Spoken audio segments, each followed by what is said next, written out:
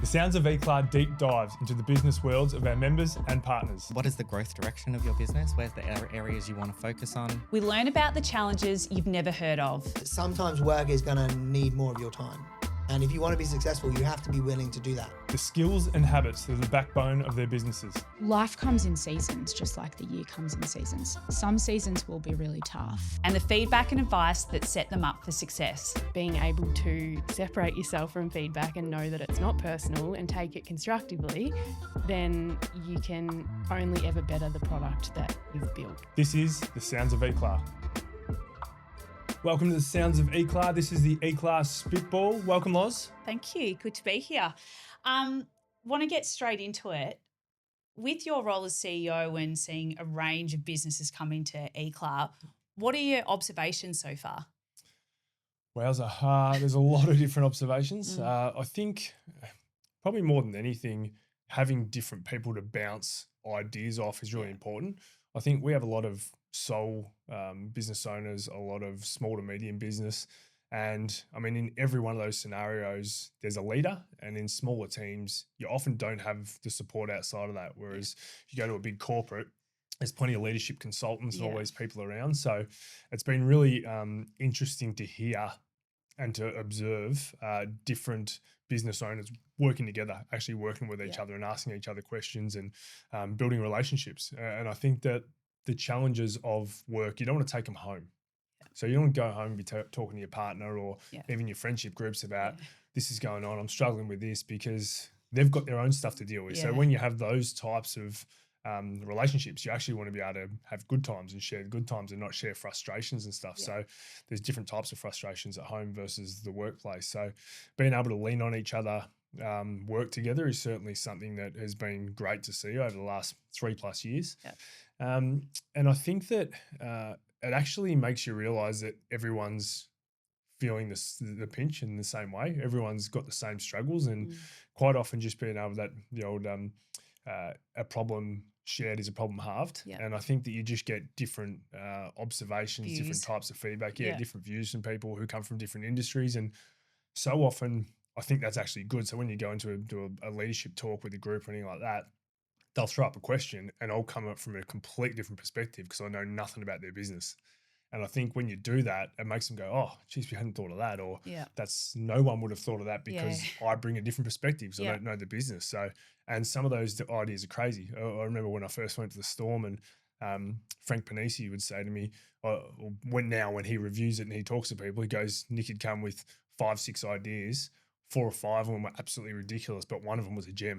And he took it. And he goes, that was the value, is that someone came with a different set of eyes, and I'd ask questions, and he said the surprising thing was I kept coming back with those stupid ideas, but it made them still think about things. And so it's continually evolving. I think when you're a startup, the early days, there was so much going on. So we were painting, we were moving furniture, still hosting events, but just different hats that you have to wear all the time. So you learn so much across the board. And I think that when you do that, you evolve as well, and you learn different things, and you see different sides to yourself and learn different sides of yourself. And I think even being able to reflect on that's really important. And I know I've spoken previously about reviewing and having the ability to review as a business versus like in sport where you review all the time.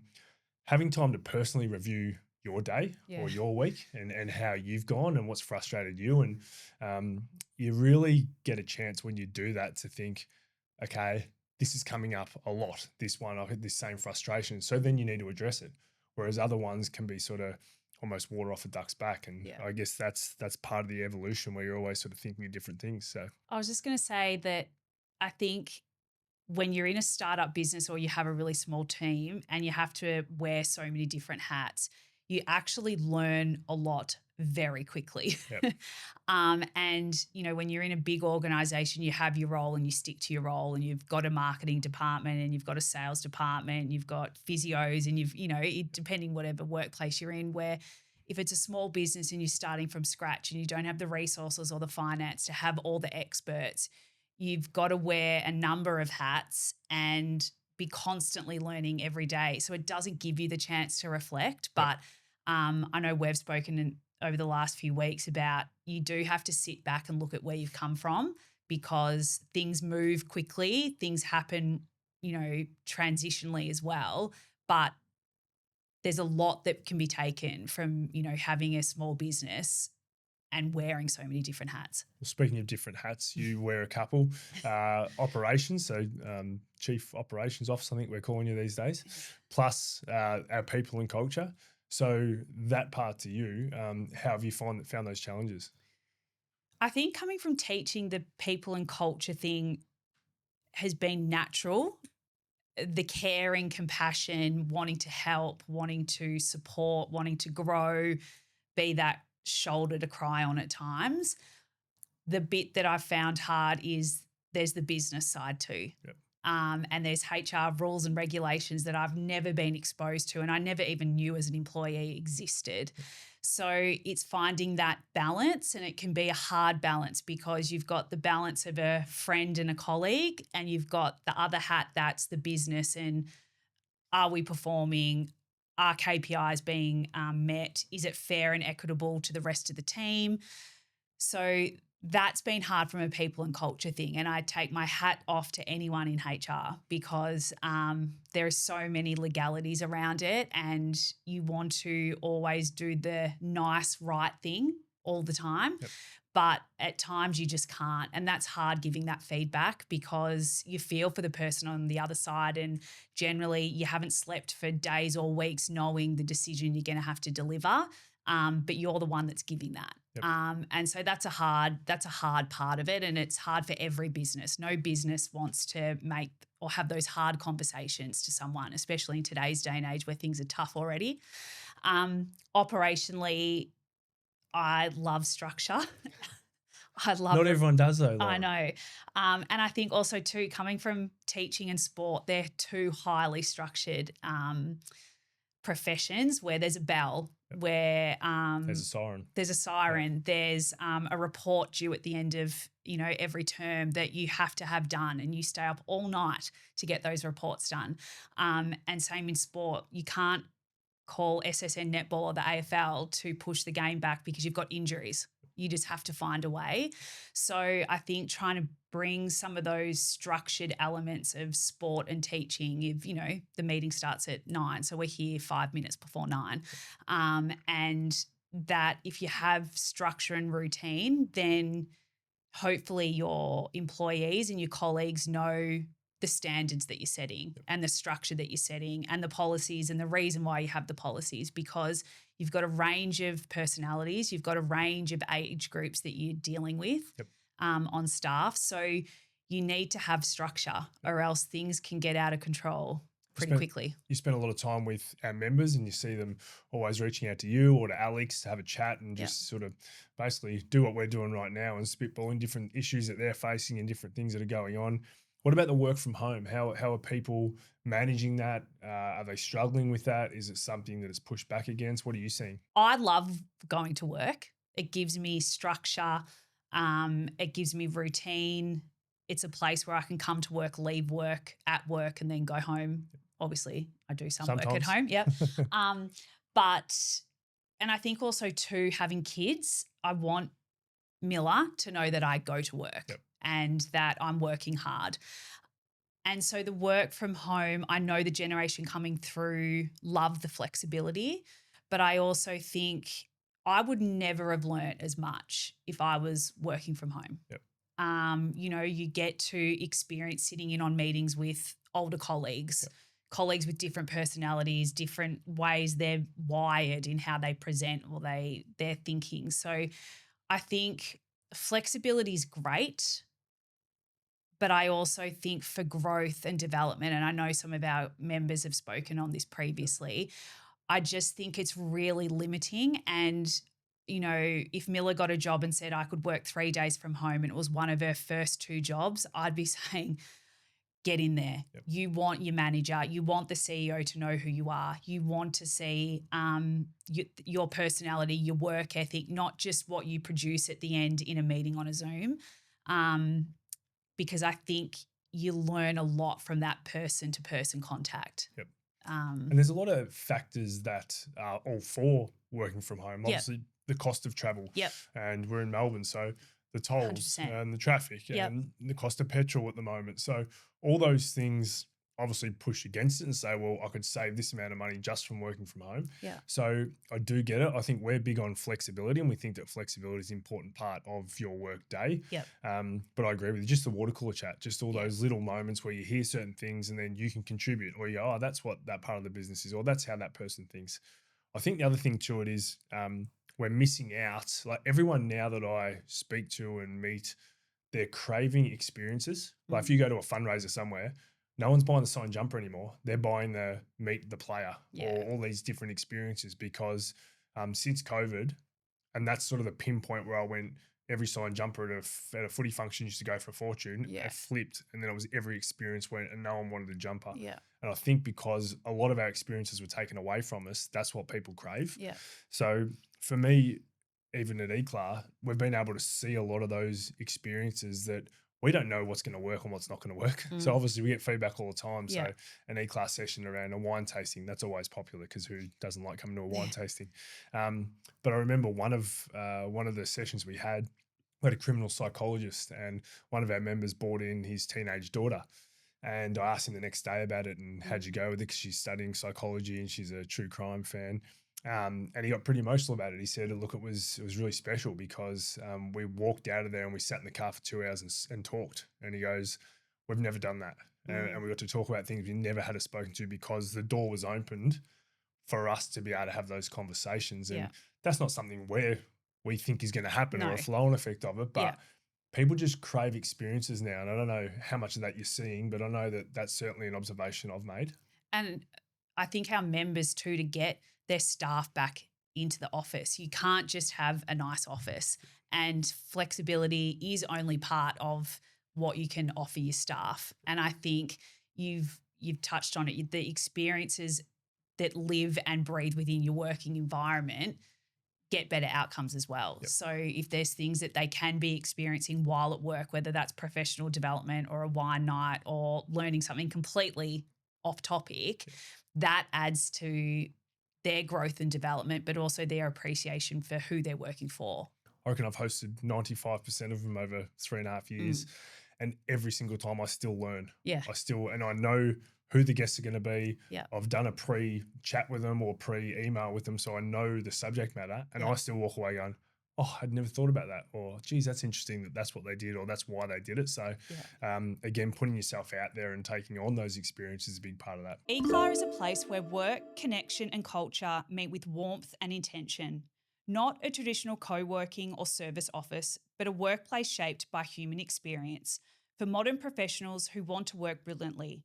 Visit eclat.com to learn more. Now, I know you're a massive one for routine and habit. What are some of your routine and habits that you, from sport to now, have been a non-negotiable for you that you've like, nah, that's my time, or for work, this has benefited me? Yes, certainly love my routines. And I think it comes back to, like you said, sport is very structured. So there's a few things for me. Number one is I want to be fit to be able to be around my kids and to be able to play sport with them and do different things with them. So every morning I'm up at the same time. I'm in the Eclat gym, same time every morning, doing my session. I've always got the Apple Watch to make sure I've closed my rings and I've hit that. Sometimes I'll just set random thoughts of I'm going to do this for the next 2 weeks just to challenge myself, because I've still obviously got a huge competitive bug. I didn't ever play another game of sport, another game of AFL from my last AFL game. So most went back local footy and all that. I never played again. So I did get. Why? I think the body had enough. There was a lot of injuries, and because I worked in sport, your weekends are gone. So I was doing commentary. I was working for different sporting teams. But I think from that perspective, I didn't get that. Like, you do some coaching and you do some leadership stuff, so you're still part of the team. But the competitiveness, sometimes I just want to take myself on and challenge myself to be able to do something. And I think it's good for anyone to do. And it can be just, I'm going to walk 10 Ks a day for 10 days, might be the smallest thing, just that. But seeing if you're prepared to actually do it. Yeah, like when it's raining outside, I was supposed to get up at 5 o'clock and go for this walk to do it. Just challenging yourself. I think that it's good to, when you're the only one who you're accountable to, for me, that's even more important, because if I can't be accountable to myself, how can I be accountable to everyone that is relying on me to do whatever I need to do, be it at work, be it at home, whatever it is. Yeah. I think the other one is in sport.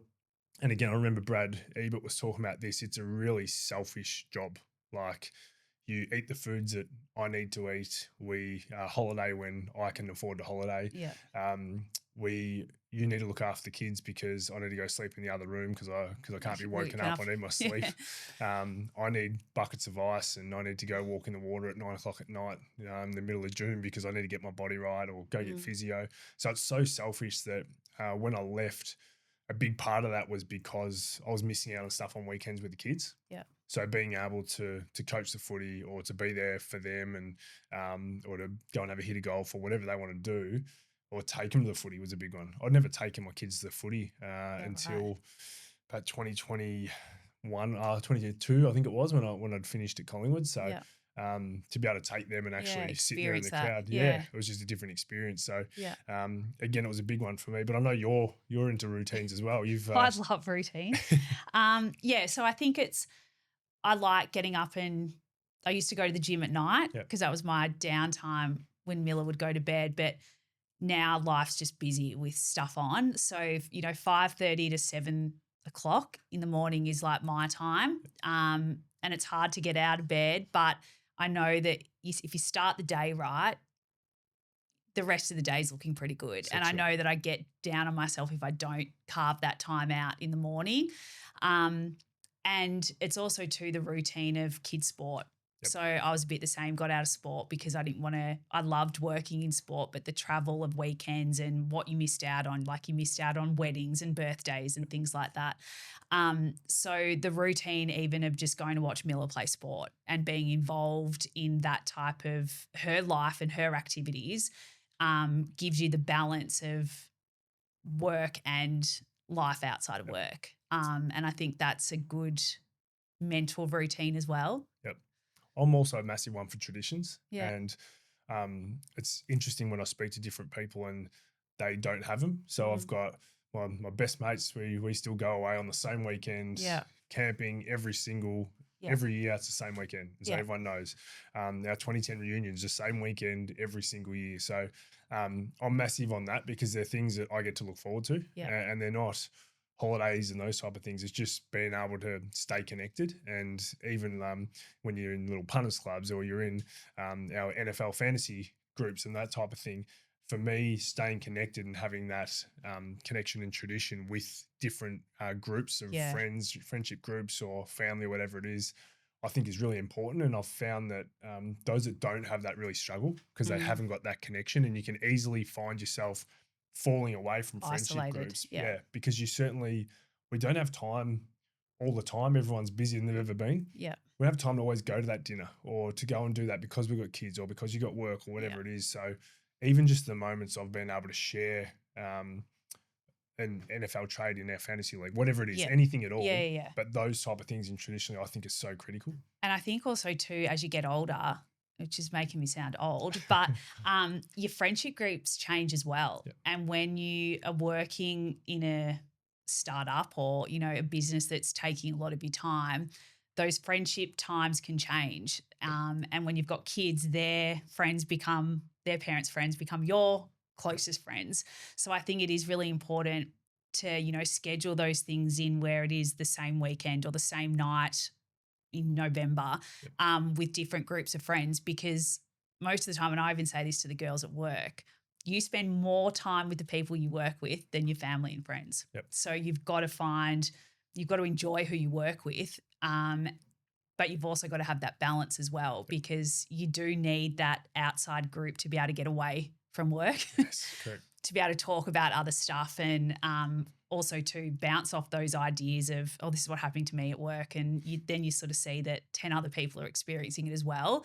But sometimes when you're just in work life, you think that's all that's going on. The world's going to end. Yeah. A big thanks to the production team at This Is a Studio for producing this episode. They handle everything, the equipment, the technical expertise, and the editing, delivering you a complete, ready-to-upload episode in both audio and video. All you have to do is talk. Whether you're launching a podcast or leveling up your current one, they make it incredibly easy. If you need any support, have a chat to the team here at Eclat or reach out to This Is a Studio.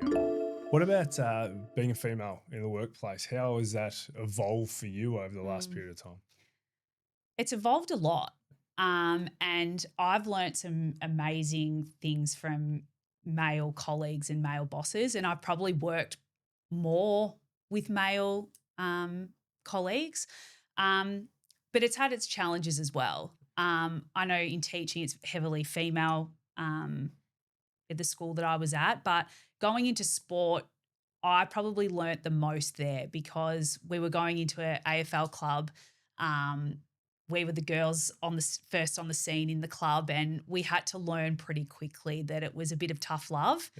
And that was by no means in a bad way, but it was just a different way of working. And I learnt resilience, and I learnt how to integrate as well, and learn different ways of how to talk to them, how to listen, how to what their opinions on and thoughts on things were. But it's also been hard in terms of females, I think, are more emotional. And so I always think, you know, when things get frustrating, and I'll talk about me specifically, is sometimes you're getting upset and you're like, don't cry, don't cry, don't cry, because you think it's going to be taken as weakness. But, you know, sometimes there has been times where I have got physically upset, and it's not because I've been hurt or I'm sad about what was said, but it was out of frustration because I felt at times you do have to prove yourself a little bit more, or you do have to earn your stripes a little bit more. And I'm fully for everyone earning their stripes. But there's a lot that I think females can bring to a workplace, and a balance in an exec level or a higher level too, that is that intuition. I feel like females can sense what's going on with staff without having to ask, or can read the room of how everyone's feeling or the vibe. But females can also learn a lot about you're dwelling on it. You're too emotionally connected. You do need to move on. And there's times absolutely where we've had discussions where you're like, you got to move on. And that's okay. But there's just that finding that right balance of we do work differently. And I would say, you know, working with you, your big picture, where I can really detail and I can overanalyze things, but you need that balance. And yeah, like I said, I've worked with some amazing male colleagues who have taught me a lot. But I think also too, it would be interesting to see how many male business people have like, I've learnt a lot from a female colleague. That'd be an interesting discussion point. Well, it's probably the only bit I can add to that is that what I've found is that if there was a male and a female that came for the same job, the male would come with a lot more confidence more often than not. So it's a broad brush, but more often than not, they come with the brashness and confidence of, I got this. And the female, if you support them, if they feel safe, I feel like they really can go to another level. I think they doubt themselves a lot more than what the males do.